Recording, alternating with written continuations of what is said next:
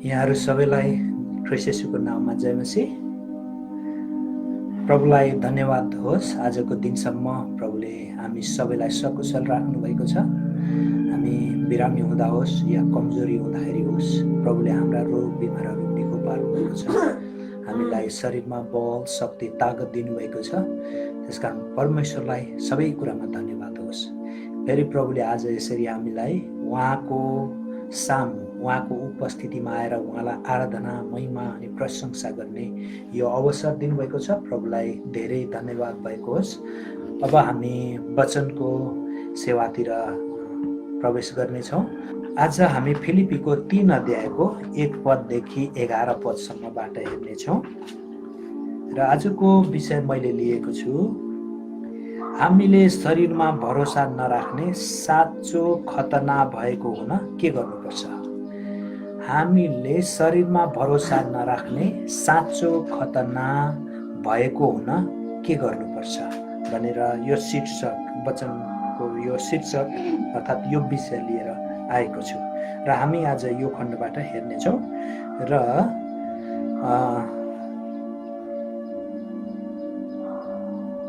यो विषयमा प्रवेश गर्नुभन्दा अगाडि पहिले तपाईहरुलाई म खतनाको बारेमा अलिकति बताइदिनेछु। खतना के हो भन्दाखेरि बाइबलमा सबैभन्दा पहिलो खतना हामीले परमेश्वरले अब्राहमसँग एउटा करार स्थापना गर्नुभएको छ। त्यो करारबाट सुरु हुँदछ, जुन उत्पत्तिको पुस्तकदेखि।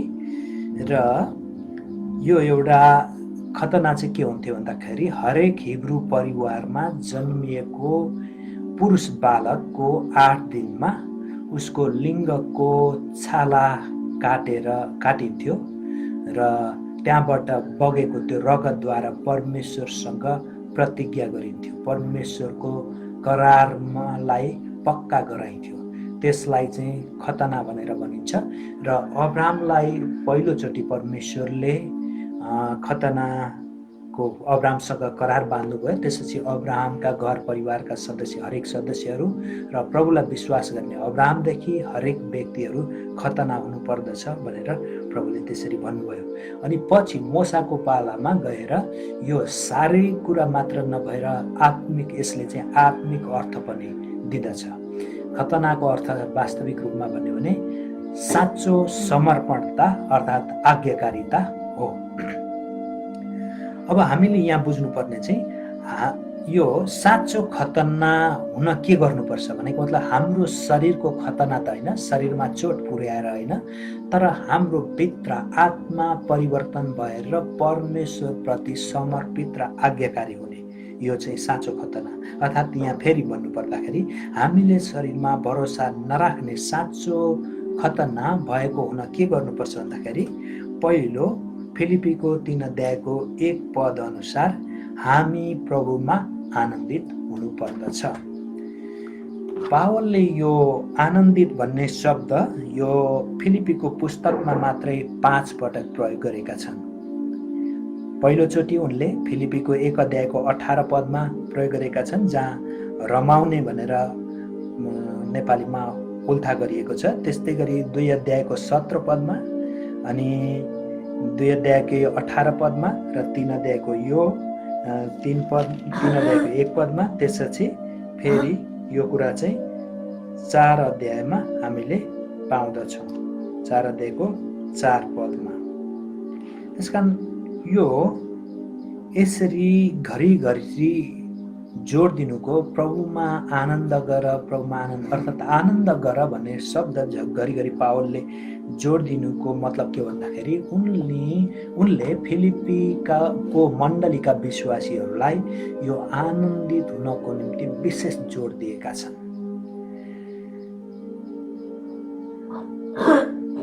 यो पावलले भन्दछन्, यसरी भन्दछन्, 3 अध्यायको 1 पदमा पढिदिनेछु, बाइबलमा तपाईँ हेर्न सक्नुहुन्छ। अन्त्यमा भाइ हो, प्रभुमा आनन्दित हो। तिमीहरूलाई त्यही कुरा लेखिरहनु मलाई झर्को लाग्दैन अनि त्यो तिमीहरूका सुरक्षाको निम्ति हो भनेर भन्दछन्। पावलले सुरुमै अन्त्यमा भाइ हो भनेर उनले सुरु गरेका छन्। यो अन्त्यमा भन्ने बित्तिकै यसले चाहिँ यो फिलिपीको पुस्तकको निचोडलाई बताउँदछ। अन्त्यमा यो सबै जे जति 1 अध्यायदेखि 2 अध्यायको अन्तिमसम्म उनले भन्दै आए, यो भनेको कुरालाई उनले निचोड निकाल्दैछन्। अर्थात् 3 अध्यायदेखि चाहिँ उनले नयाँ विषय सुरु गर्दैछन्। अनि 3 अध्यायमा विशेष गरी क्रिस्चियनहरूले कस्तो जीवन जिउनुपर्छ भन्ने बारेमा जोड दिएको छ। अनि पावलले यो 3 अध्यायमा विशेष गरी शरीरका कुराहरूमा भरोसा राख्नु हुँदैन भन्ने कुरामा उनले जोड दिएका छन्। यदि हामी आत्मिक जीवन जिउँछौँ, प्रभुसँग साँचो खतना भएको हुँ भनेर हामी भन्दछौँ, अर्थात् म प्रभुसँग समर्पित छु, प्रभुसँग आज्ञाकारी छु भनेर हामीले भन्छौँ भने सबैभन्दा पहिलो हामीले गर्नुपर्ने कुरा चाहिँ के रहेछ भन्दाखेरि हामीले प्रभुमा आनन्दित हुनु पर्दो रहेछ। अनि यो घरिघरि उनले 5 चोटि यसरी प्रयोग गर्न उनले भन्छन् झर्को लाग्दैन।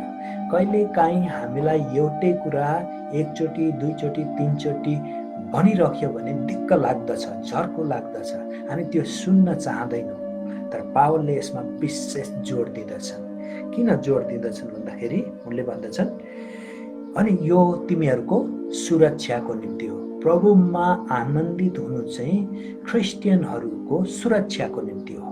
हामी विश्वासीहरूको विशेष शारीरिक, मानसिक, आत्मिक सुरक्षाको निम्ति हो। हिजो आज तपाईँ हस्पिटल जानुभयो भने, कुनै पनि बिमारहरू लिएर जानुभयो भने डाक्टरको प्राय एउटा उनले डाक्टरले दिने सुझाव चाहिँ एउटा छ, धेरै चिन्ता नगर्नुहोस्, बरु यसो केही कामहरू गर्नुहोस्, यताउता व्यस्त हुनुहोस्, दिमागलाई अरूतिर नलाउनुहोस् भनेर भन्दछन्।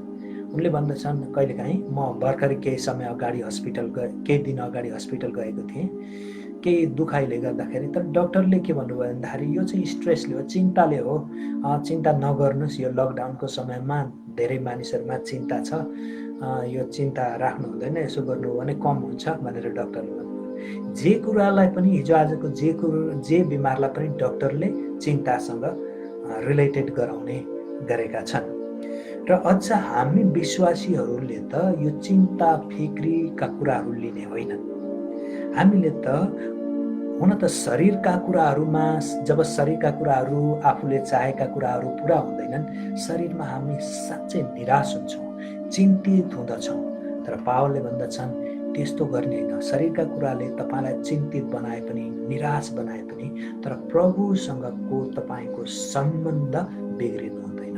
प्रभुसँग अझ तपाईँ नजिक भएर झन समर्पित, झन आज्ञाकारी हुनुपर्दछ भनेर पावलले यहाँ भन्न खोजेका हुन्। त्यही भएर उनले भन्दछन् प्रभुमा आनन्दित हो भनेर उनले भनेका छन्।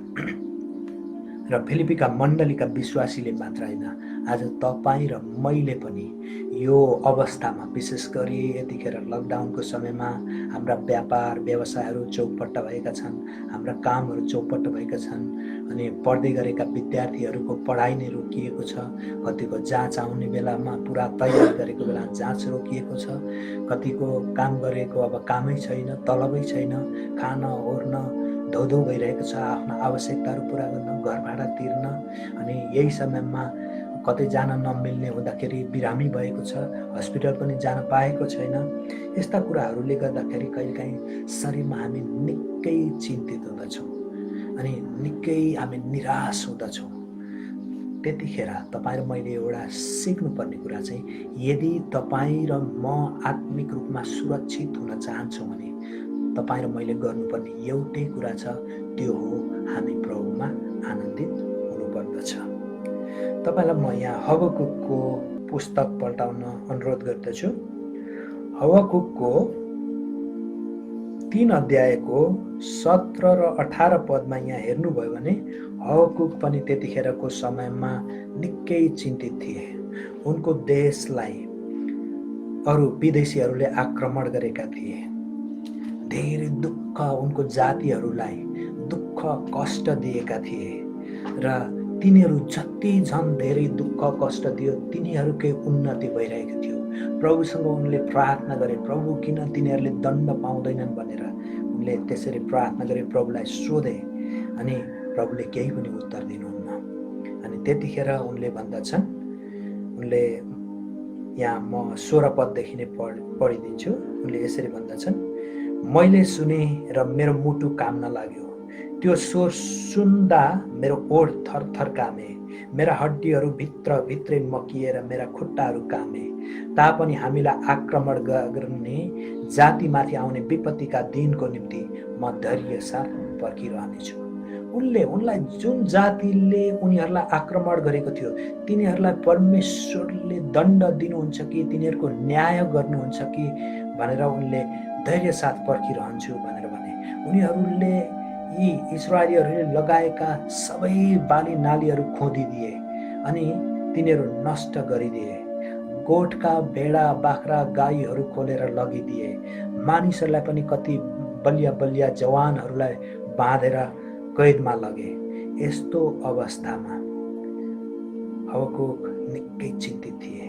तर पनि अन्त्यमा उनले के भन्छन् भन्दाखेरि 17 र 18 पदमा, चाहे नेभाराको रुखमा मुना नलागोस् र दागका बोटमा फल नफलोस्, चाहे जैतुन रुखमा फल नलागोस् र खेतले अन्न नउब्जाओस्, खोरमा भेडा बाख्रा नभए पनि र गोठमा गाईबस्तुहरू रहेनन् भने पनि म परमप्रभुमा आनन्दित हुनेछु, म मेरो उद्धार गर्नुहुने परमेश्वरमा रमाउनेछु। आमेन। यहाँ उनले भन्दछन्, अर्को जातिले विदेशीले हामीलाई आक्रमण गरेर अन्नै नउब्जिए पनि, हाम्रो केही कुराहरू पनि नउब्जिए पनि, अनि गोठमा भेडा बाख्रा गाई गोरुहरू केही पनि नभए पनि, सबै लुटिए तापनि, हाम्रो अवस्था एकदम नाजुक भए तापनि, हामी एकदमै दुखित सताइएका भए तापनि म परमप्रभुमा आनन्दित रहन्छु र म मेरा उद्धार गर्नुहुने परमेश्वरमा रमाउँछु भनेर उनले भनेका छन्। र आज तपाईँ र मेरो स्थिति त त्यति नाजुक त भएको छैन होला। हामीलाई शत्रुले आक्रमण गरेर सर्वस्व हाम्रो लुटिदिएको अवस्था, हाम्रा छोराछोरीहरूलाई पक्रिएर लगेर बाँधेर लगेर विदेशीहरूले हाम्रो देशबाट लगेको त्यो अवस्था त पक्कै पनि छैन जुन इजरायली जातिको अवस्था थियो। यस्तो अवस्थामा पनि हो शरीरमा दुःख, मानसिक र शारीरिक रूपमा हबकुक र सारा इजरायली जातिहरू निकै दुखी थिए। अरूहरूले दुःख परमेश्वरको दण्डको निम्ति पुकारा गरिरहेका थिए। तर यो समयमा हबकुकले केही चिन्ता फिक्रीहरू सबै कुराहरूमा परमेश्वरको उत्तर धैर्यता साथ पर्खिरहेका छन् र उनी भन्छन्, म परमेश्वरमै आनन्दित हुँदछु भनेर भन्दछन्। के आज तपाईँ र मैले यस्तो अवस्थामा परमेश्वरमा म आनन्दित हुनेछु, म परमेश्वरमा आनन्द मनाउनेछु भनेर हामीले भन्न सक्छौँ? यहाँ भन्न खोजेको होइन कि शरीरमै आनन्दित, दुखी हुँदाखेरि शरीरमै आनन्दित हुनुहोस् भनेर, शरीरका कुराहरूमा म आनन्दित छु भनेर हाँस्ने खुसी हुने भन्न खोजेको होइन। यहाँ भन्न खोजेको चाहिँ त्यस्ता परिस्थितिहरूले पनि प्रभुसँगको हाम्रो सङ्गतिलाई नटुटाओस्। निरन्तर हामी प्रभुसँग नजिक भएर, प्रभुमा अझ लिप्त भएर, प्रभुमा अझै समर्पित भएर हामी आज्ञाकारी हुन सकौँ। त्यसकारणले पावलले यही भन्छन्। पावललाई यो भनिराख्न झर्को लाग्दैन, किनभने पावल आफै कैदमा थिए, साङ्लोमा थिए र पनि उनी आनन्दित थिए र अरूहरूलाई पनि उनले भन्दछन् प्रभुमा आनन्दित हो। र आज यदि तपाईँ र म शरीरका कुरामा भरोसा राख्दैनौँ भने र हामी साँचो खतना भएका हुन चाहन्छौँ भने हामीले परमेश्वरमा आनन्दित हुन सिक्नु पर्दछ। शरीरका दुःख कष्टहरू छँदैछन्, ती हाम्रो जीवनभरि शारीरिक रूपमा जबसम्म हामी बाँचिरहन्छौँ यो संसारमा हाम्रो जीवनमा दुःख कष्ट समस्याहरू आउन छोड्दैन। दुःख कष्ट समस्या आउनु भनेकै के हो? हामी जीवित छौँ भन्ने यसले प्रमाणित गर्दछ। त्यसकारणले गर्दाखेरि यी आउँदछन्, तर प्रभुसँग यी दुःख कष्टले प्रभुसँगको सम्बन्ध बिगार्नु हुँदैन। के तपाईँ यस्तो दुःख कष्टको समयमा पनि प्रभुमा समर्पित भएर जीवन जिइराख्नु भएको छ? प्रभुको वचनमा आज्ञाकारी भएर जीवन जिइराख्नु भएको छ? एकचोटि आफूले आफूलाई जाँच्नुहोस् र प्रभुलाई भन्नुहोस् कि प्रभु म आजदेखि, म अहिलेदेखि नै तपाईँमा आनन्दित हुनेछु। यो दुःखले कष्टले कुनै कुराले पनि मलाई तपाईसँग आनन्दित हुनदेखि रोक्ने छैन भनेर भनौँ र हबकुकको जस्तै हामी बन्न सकौँ। र एउटा भजन 504 नम्बरको भजनले भन्छ, मैले निश्चय गरेको छु रमाउन येशूमा। चाहे दागको बोटमा कुनै फुल नफुलोस्, चाहे मर्नु परोस्, चाहे हाँस्नु परोस्, चाहे रुनु परोस्, चाहे प्रशस्त होस् या कुनै कुरा नहोस्, म रमाउने छु येशूमा, अर्थात् आनन्दित हुनेछु येशूमा। त्यसकारण तपाईँ र म यस्तो अवस्थामा पनि आनन्दित भयो भने हामी आत्मिक रूपमा सुरक्षित हुँदछौँ। आमेन। हामी प्रभुसँग एकदमै सुरक्षित हुँदछौँ। त्यसकारण पहिलो कुरा, तपाईँ र मैले शरीरमा भरोसा नराख्ने साँचो खतना भएको हुनको निम्ति प्रभुमा आनन्दित हुनुपर्दो रहेछ। दोस्रो कुरा के हो त भन्दाखेरि यो 2 पद, फिलिपीको 3 अध्यायको 2 पददेखि 8 पद अनुसार हामी पाप गरिरहने र शारीरिक धार्मिक विधि मान्नेहरूदेखि सावधान हुनुपर्छ। हामी पाप गरिरहने र शारीरिक धार्मिक विधि मान्नेहरूदेखि होशियार हुनुपर्दछ। यहाँ पावलले यसरी लेख्नुहुन्छ, म पढिदिनेछु 2 पद पहिले हामी हेरौँ। तपाईहरुले बाइबलमा हेर्न सक्नुहुन्छ।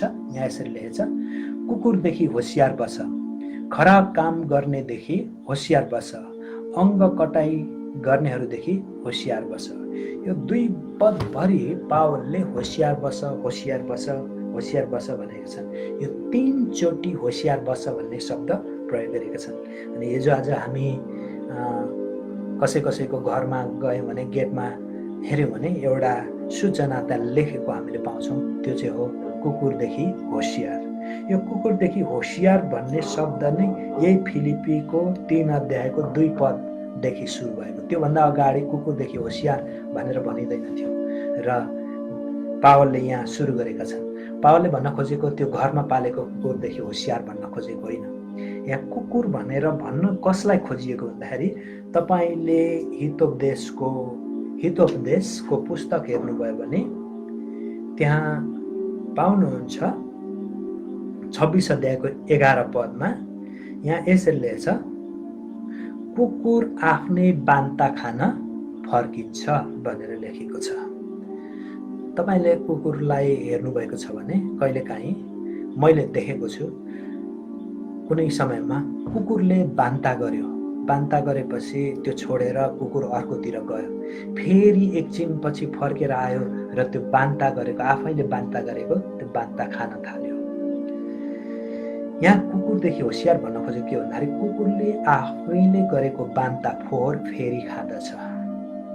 त्यसै गरी यहाँ भन्न खोजेको चाहिँ पाप गर्ने मान्छे एकचोटि पाप गर्यो, पश्चाताप गर्यो, यो मैले पाप गरेँ भनेर उसले थाहा पायो, पछुतायो र फेरि त्यो त्यही पाप ऊ घरिघरि दोहोऱ्याउँदछ। त्यस्तो व्यक्तिलाई यहाँ पावलले कुकुरदेखि होशियार भनेका हुन्। भन्न मतलब पाप गरिरहने व्यक्तिदेखि होशियार बस भनेर यहाँ भन्न खोजेको।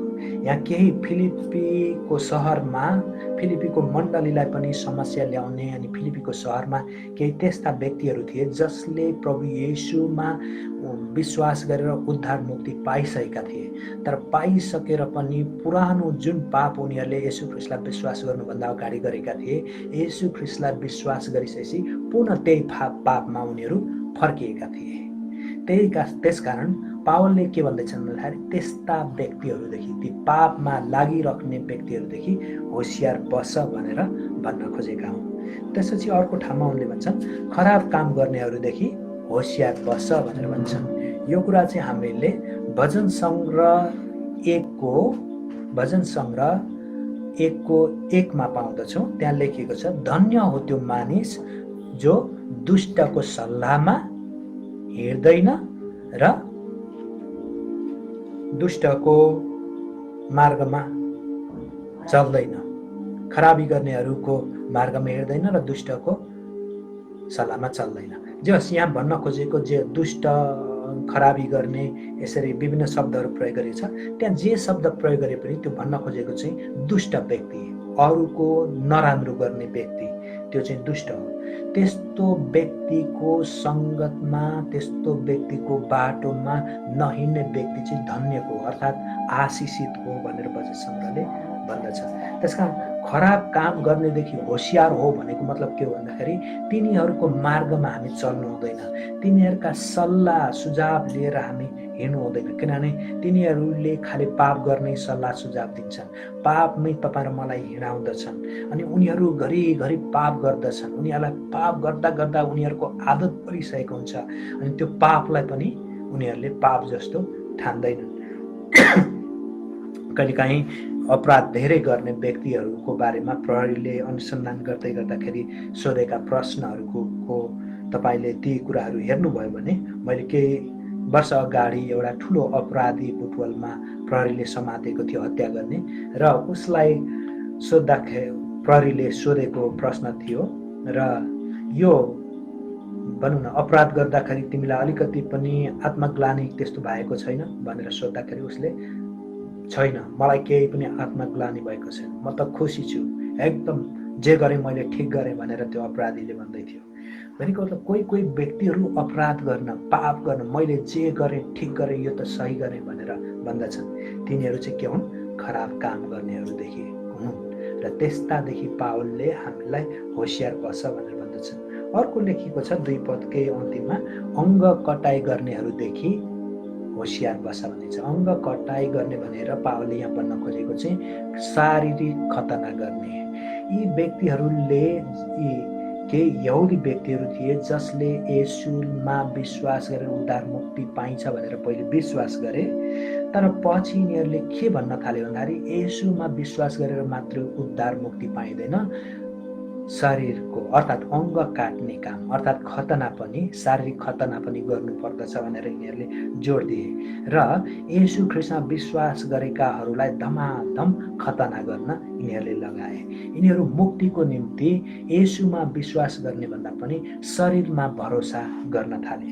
अनि पावल भन्छन् यी शरीरका कुरामा भरोसा गर्नेदेखि होसियार, यी शारीरिक धार्मिक विधि विधान मान्ने व्यक्तिहरूदेखि होसियार बस, किनभने शारीरिक धार्मिक विधि विधानले उद्धार मुक्ति दिँदैन। यदि उद्धार मुक्ति दिने भएदेखि उनले 4 पददेखि उनले भन्दछन् मुनि, त्यो त मैले सबै शारीरिक धर्म विधि विधान मैले पुरा गरेकै थिएँ, म त एउटा शारीरिक धार्मिक विधि विधानमा के भन्ने सिद्ध भइसकेको व्यक्ति थिएँ, तर पनि ममा कता कता अशान्ति थियो, ममा मुक्ति थिएन भनेर उनले आफैले यो 4 पददेखि भनेका छन्। हामी 4 पददेखि 3 पदलाई अहिले हामी छाड्नेछौँ, पछि हामी यसलाई पढ्नेछौँ। 4 पददेखि हेरौँ पावलले के भन्दछन्। यद्यपि म आफैलाई त शरीरमा भरोसा राख्ने कारण छ, कुनै मानिसले शरीरमा भरोसा राख्ने कारण छ ठान्छ भने मेरो त झन बढी कारण छ।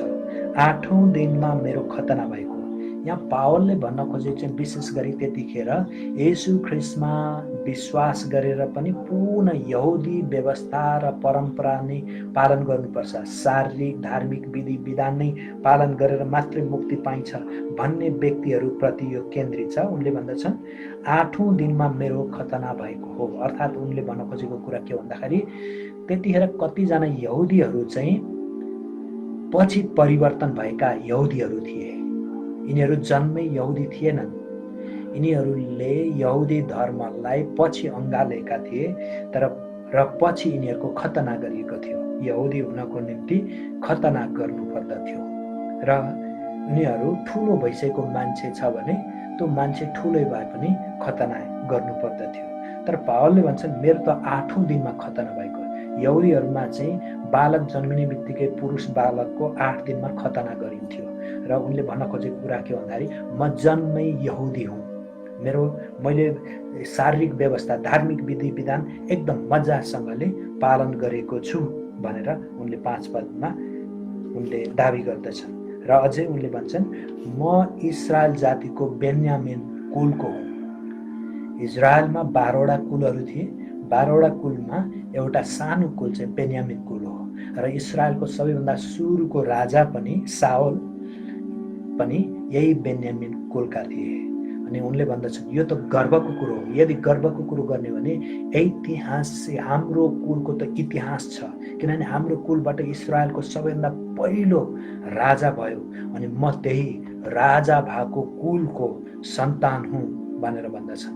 त्यसपछि उनले भन्छन् हिब्रूको पनि हिब्रू हो भनेर भन्दछन्। यहाँ हिब्रू भन्न खोजिएको कुरा के हो भन्दाखेरि हिब्रू परिवारको, मेरो बुवा आमा हिब्रू हुन्, म हिब्रू परिवारमा, यहुदी इस्रायली परिवारमा जन्मिएँ, टार्ससमा जन्मिए तापनि मैले ग्रिकको कुनै संस्कृति, धार्मिक धर्म कर्म यी सबै कुराहरू मैले स्वीकार गरेको छुइनँ। अझै पनि मैले यहुदी नै सबै कुराहरू पालन गरिरहेको छु। त्यसकारण म हिब्रू बाउ आमाको म हिब्रू नै छोरा हुँ, रगतले म यहुदी हुँ, हिब्रू हुँ भनेर उनले भन्दछन्।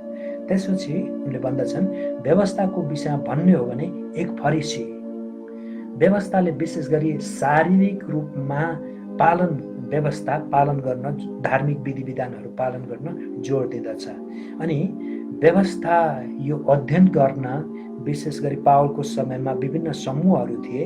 त्यो समूहमा सबैभन्दा व्यवस्थालाई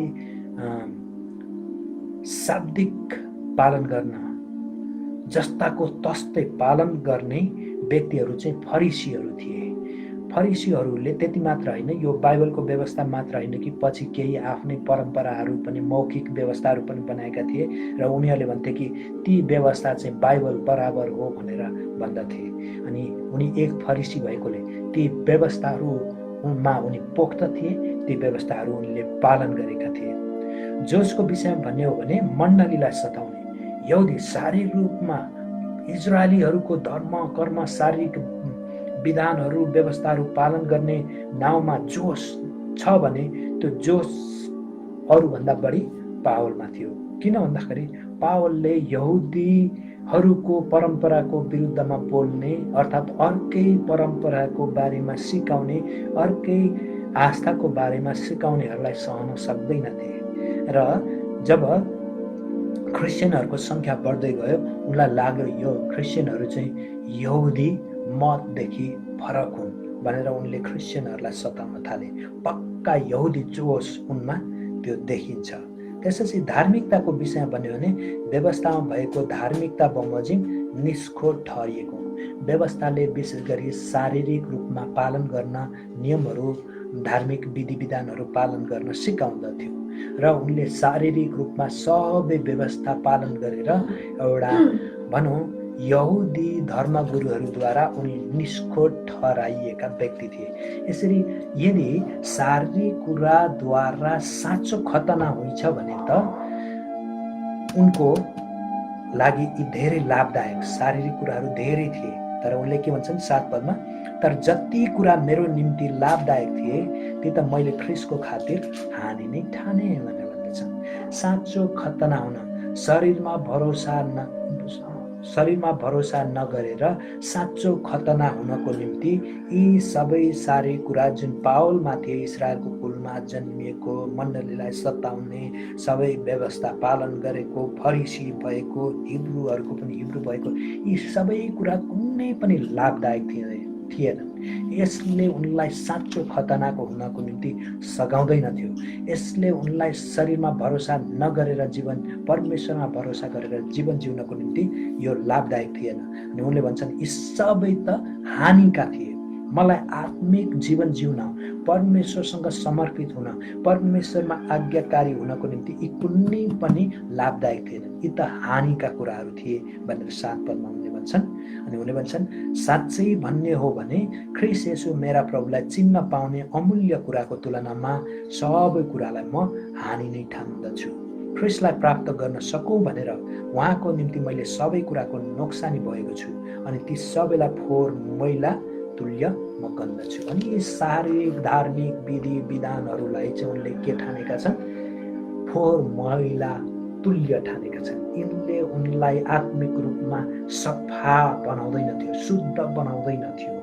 त्यसै कारणले उनी पाप गर्ने र शारीरिक धार्मिक विधि विधान मान्नेहरूदेखि होसियार हो भनेर भन्दछन्। विशेष गरी त्यतिखेर यहुदीहरू जसले शारीरिक खतना गर्न जोड दिँदथे तिनीहरूदेखि होसियार हो भनेर पावलले भन्दछन्। किन भन्दाखेरि अब हामी 3 पदमा जाउँ। किनकि परमेश्वरलाई आत्मा पुज्ने र ख्रिस्ट येशूमा गर्व गर्ने र शरीरमा भरोसा नराख्ने साँचो खतना हामी नै हौँ। आमेन। साँचो परमेश्वरलाई आत्मामा पुज्ने, ख्रीष्ट येशूमा गर्व मान्ने साँचो खतना भएको व्यक्ति को रहेछ भन्दाखेरि यी पाप गरिरहने व्यक्तिहरूदेखि होसियार हुने, यिनीहरूको मार्गमा नचल्ने, यिनीहरूको सल्लाहमा नचल्ने, यिनीहरूसँग सङ्गत नगर्ने, यी खतना शारीरिक खतना गर्ने व्यक्ति, गर्नलाई जोड दिने व्यक्तिहरूदेखि सावधान हुने, होसियार हुने, उनीहरूको मार्गमा नचल्ने व्यक्ति नै साँचो खतनाको रहेछ।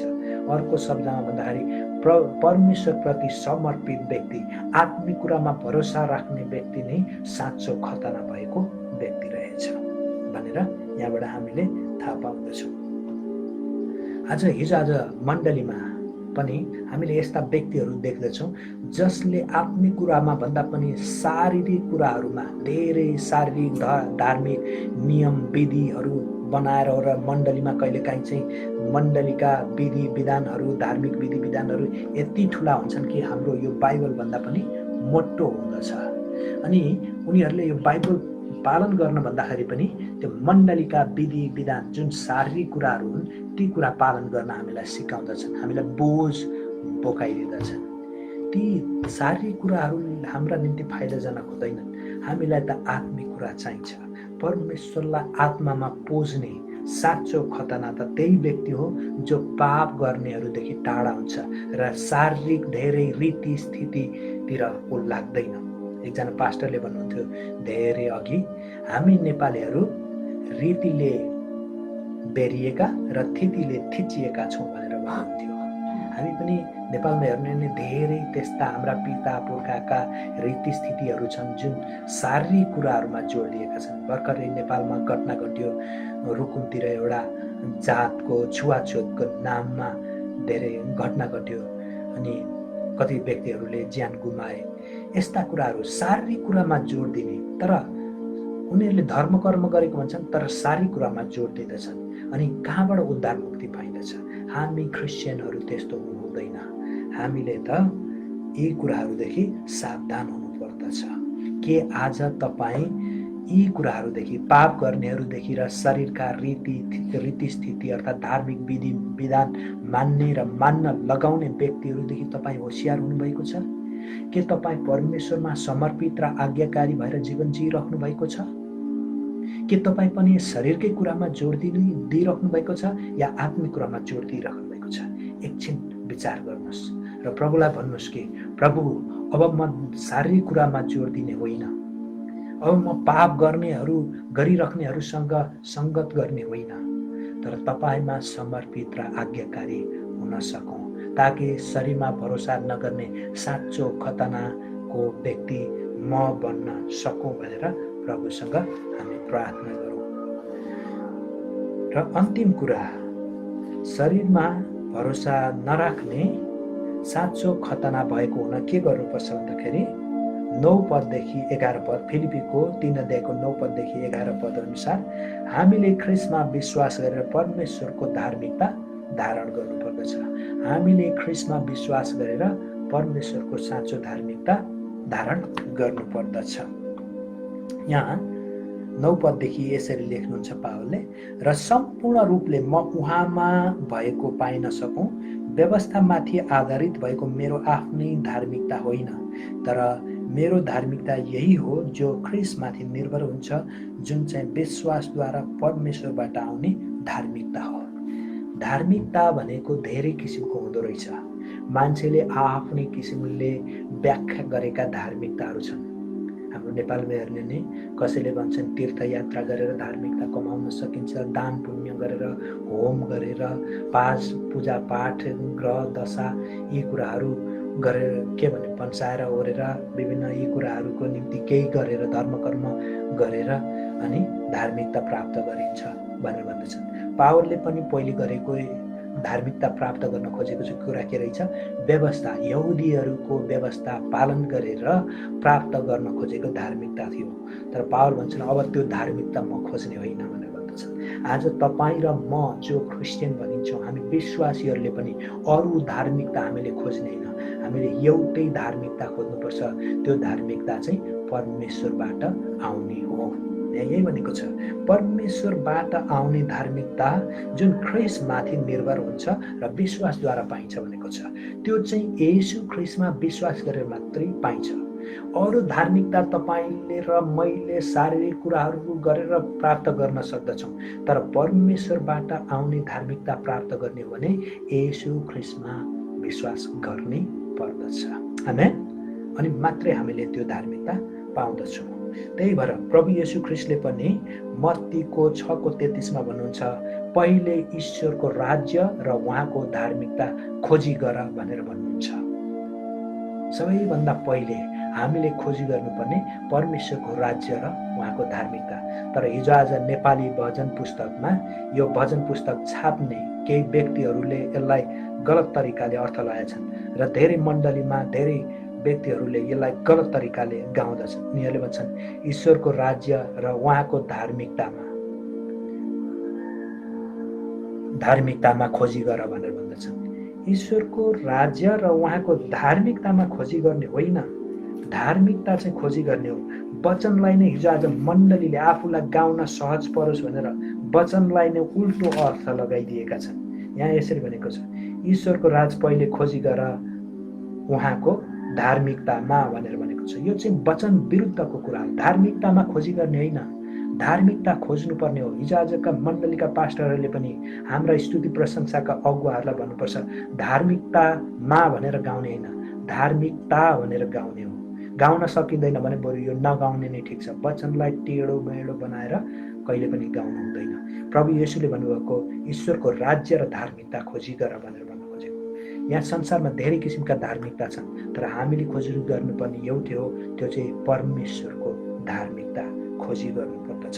त्यसलाई धारण गर्नुपर्दछ। हामीले त्यो धारण गर्नको निम्ति के गर्नुपर्दो रहेछ? येशू ख्रीष्टमा हामीले विश्वास गर्नुपर्दो रहेछ। येशू ख्रीष्टमा हामीले विश्वास गर्यौँ भने हाम्रो धार्मिकतालाई हामीले इन्कार गर्यौँ, जुन हाम्रो शारीरिक काम, धर्म, कर्म, व्यवस्था पालन यी कुराहरूद्वारा कमाउन खोजिएको धार्मिकता हो, त्यसलाई हामीले त्याग्दछौँ र येशू ख्रीष्टमा पुरा विश्वास गर्दछौँ र येशू ख्रीष्टको धार्मिकता हामीले प्राप्त गर्छौँ र त्यो हामीले पहिरिनु पर्दो रहेछ।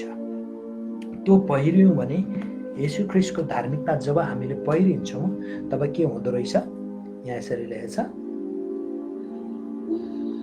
10 पदमा, म उहाँलाई र उहाँको पुनरुत्थानको शक्ति जान्न सकौँ भनेर भन्दछन्। जब उनले यो परमेश्वरबाट आउने धार्मिकता येशू ख्रीष्टमा निर्भर गरेर विश्वास गरेर पाउँदछन्, पाइसकेपछि उहाँ येशू ख्रीष्टलाई र येशू ख्रीष्ट पुनरुत्थान हुनुभएको त्यो शक्तिलाई उनले जान्दछन्। त्यसकारण तपाईँ र मैले पनि कतिचोटि येशू ख्रीष्ट हाम्रो निम्ति बलिदान हुनुभएको हो, हामीलाई उद्धार मुक्ति दिनको निम्ति त्यो मृत्युबाट बौरी उठ्नु भएको कुराहरू हामीले बुझ्न सक्दैनौँ, त्यो शक्तिलाई बुझ्न सक्दैनौँ, जान्न सक्दैनौँ। बुझ्नु भनेको दिमागले मात्रै हो, जान्नु भनेको चाहिँ व्यवहारमै हामी आफैले अनुभव गर्ने कुरा हो। र पावलले भन्दछन्, जसले परमेश्वरबाट आउने धार्मिकता प्राप्त गरेको छ, धारण गरेको छ, त्यसले येशूलाई जान्दछ, त्यसले येशूको पुनरुत्थानको शक्तिलाई पनि जान्दछ। र पावल भन्छन् त्यो म जान्न सकौँ भनेर भन्दछन्। त्यसपछि अझै उनले भन्छन्, र उहाँको मृत्युमा उहाँ जस्तै भई उहाँका दुःख भोगमा सहभागी हुन सकौँ। पावलको एउटै इच्छा छ, उहाँको दुःख भोगमा सहभागी हुन। जब हामी येशू ख्रीष्टमा विश्वास गर्दछौँ, हाम्रा सम्पूर्ण पापहरू येशू ख्रीष्टसँगै क्रुसमा टाँगिन्छन्। त्यति मात्र होइन, हामी येशू ख्रीष्टको दुःखमा, येशू ख्रीष्टको पुनरुत्थानमा हामी सहभागी हुन पाउँदछौँ। येशू ख्रीष्टको आशिषमा हामी सहभागी हुन पाउँदछौँ। त्यसकारण तपाईँ र मैले परमेश्वरबाट आउने धार्मिकता येशू ख्रीष्टमा विश्वास गरेर धारण गर्नुपर्दो रहेछ। त्यसरी धारण गऱ्यौँ भने हामी येशू ख्रीष्टसँगै पापमा हामी मर्दछौँ र येशू ख्रीष्टसँगै नयाँ जीवनमा हामी जिउँदछौँ, जुन चाहिँ धार्मिकता परमेश्वरको अगाडि सही ठिक भएर हामी हिँड्न सक्दछौँ। यो आफ्नै कारणले होइन, यो व्यवस्थाले दिएको पनि होइन, यो शारीरिक कुनै परिश्रमले कमाएको कुरा पनि होइन, तर यो त पूर्ण रूपमा येशू ख्रीष्टमा विश्वास गरेर प्राप्त गरेको हो। अनि 11 पदमा उनले भन्छन्, सम्भव भए मरेकाहरूबाट म पुनरुत्थान प्राप्त गर्न सकौँ। जब येशू ख्रीष्टको पुनरुत्थानलाई उसले जान्दछ, त्यसलाई अनुभव गर्दछ, ऊ स्वयं नै येशू ख्रीष्टसँगै पुनरुत्थान हुँदछ। ऊ पापबाट पुरा मुक्ति पाइसकेको हुँदछ, पापबाट छुटकारा पाइसकेको हुनेछ। ऊ शरीरमा भरोसा नराख्ने एउटा साँचो खतना भइसकेको हुनेछ। के तपाईले पनि येशू ख्रीष्टमा विश्वास गरेर परमेश्वरबाट आउने धार्मिकता धारण गर्नुभएको छ?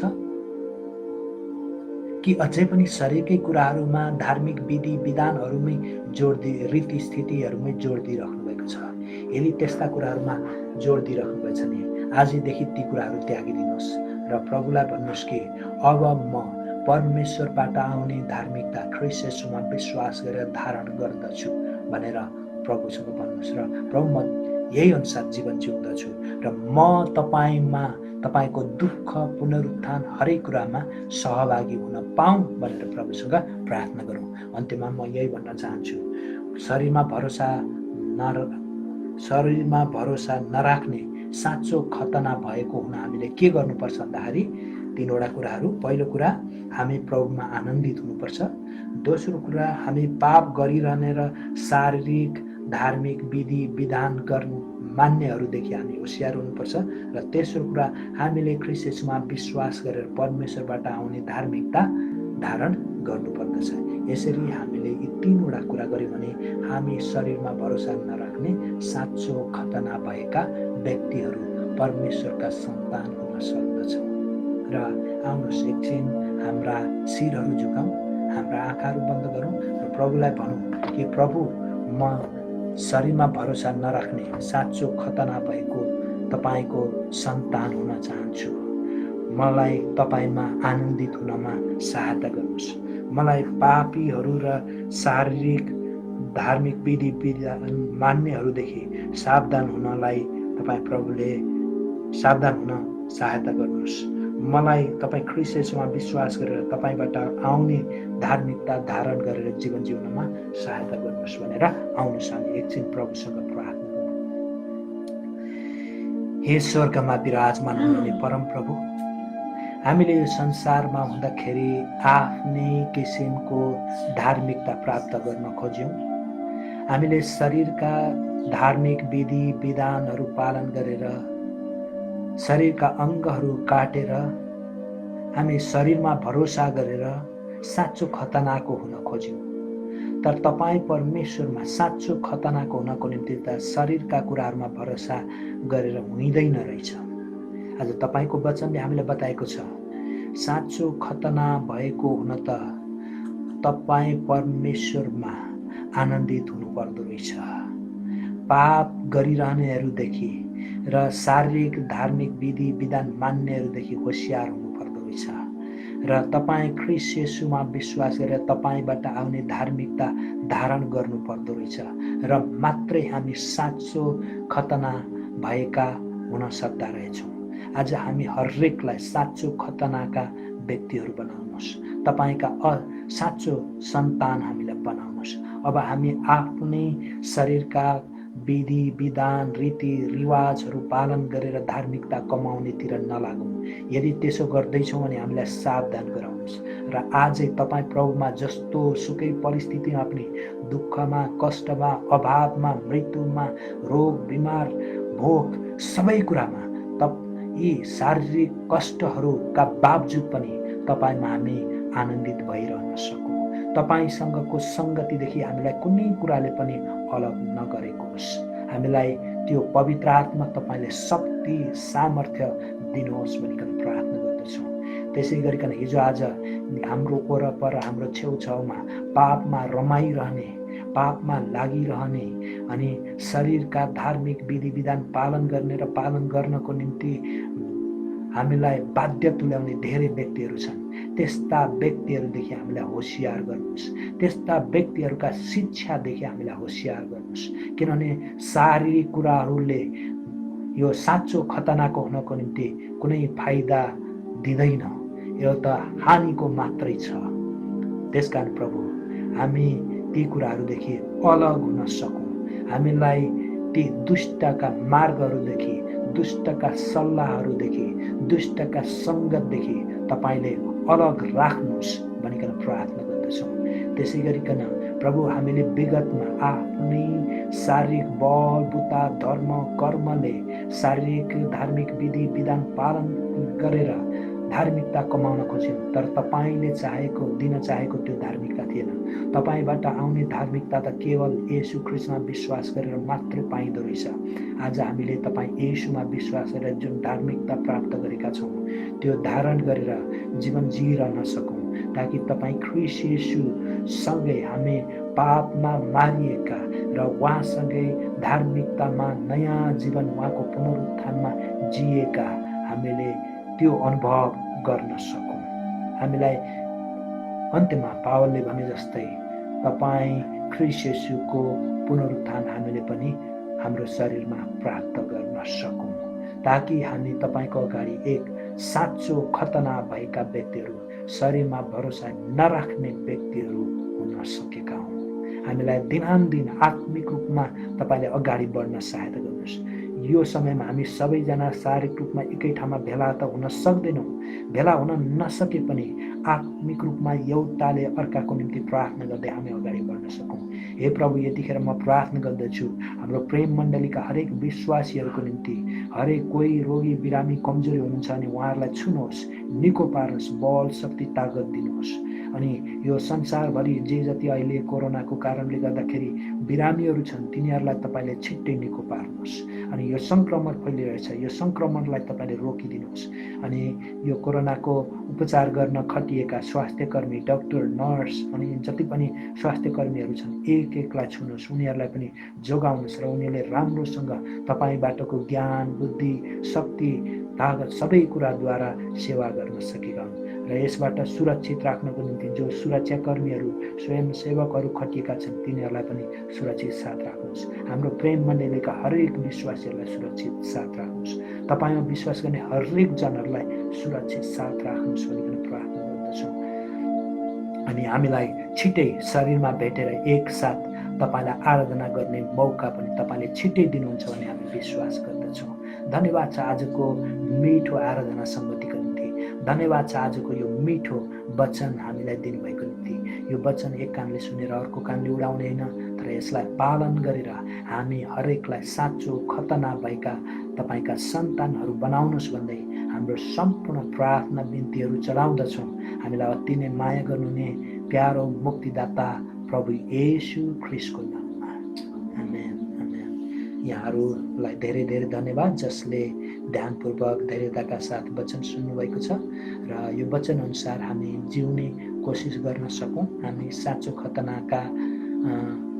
खतना भएर शरीरका कुरामा भरोसा नराख्ने तर परमेश्वरको अगाडि साँचो खतनाको भएर परमेश्वरलाई आत्मामा बुझ्ने उहाँका सन्तान हुन सकौँ र ख्रीष्ट येशूमा हामीले गर्व गर्न सकौँ।